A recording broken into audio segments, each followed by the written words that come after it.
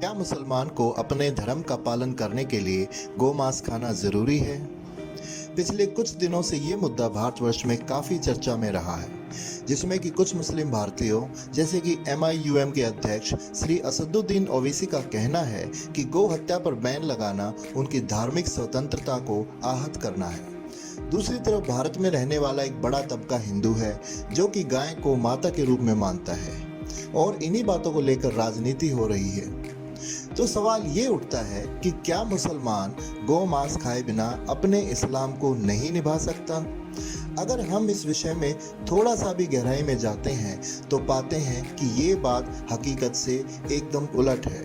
इमाम तवाहिदी इसके बारे में कहते हैं कि The Quran or the religion has nothing to do with what Muslims eat. It comes to meat. Look, yes, I know the alcohol, the pork, alcohol, these things are mentioned. वो कह रहे हैं कि कुरान शराब और सूअर के मांस के अलावा मुसलमान क्या खाते हैं इसके बारे में कुछ ज़्यादा नहीं कहती। वहीं दूसरी ओर एक और कंट्रोवर्शियल धर्म प्रचारक जाकिर नाइक कहते हैं कि एक मुसलमान अच्छा मुसलमान रह सकता है 100% शाकाहारी होने के बाद भी। A Muslim can be a good Muslim even by being a pure vegetarian. आइए अब देखते हैं कि कुरान इसके बारे में क्या कहता है। कुरान कहता है कि ना तो उनका मांस और ना ही उनका खून अल्लाह तक पहुंचता है। अल्लाह तक अगर कुछ पहुंचता है तो वो है तुम्हारी धर्म निष्ठा।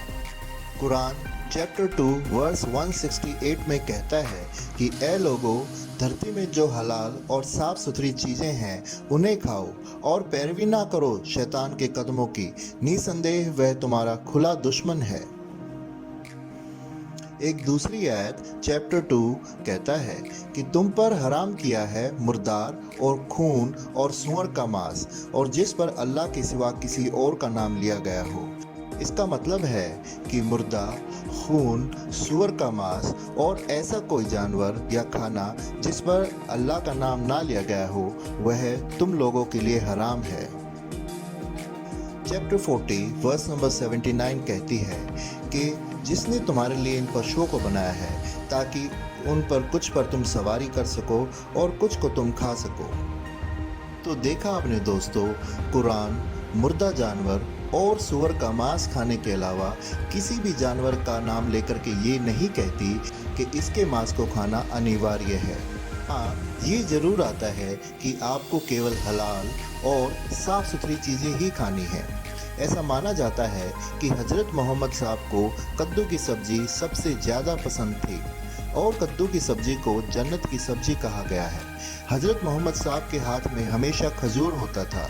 जब मोहम्मद साहब की दाढ़ी रखने से दाढ़ी मुसलमान की पहचान हो सकती है तो कद्दू की सब्जी और खजूर पसंद करने से एक मुसलमान शाकाहारी रहकर भी अपने इस्लाम को निभा सकता है। तो दोस्तों, अगर आपको ये वीडियो पसंद आया तो लाइक पर ज़रूर क्लिक करें और इसी प्रकार की जानकारी से भरे वीडियोस को पाने के लिए वीडियो के नीचे दिए हुए लाल बटन पर क्लिक करके चैनल को सब्सक्राइब करें ताकि इस प्रकार के जानकारी से भरे वीडियोस आप तक पहुंचते रहें।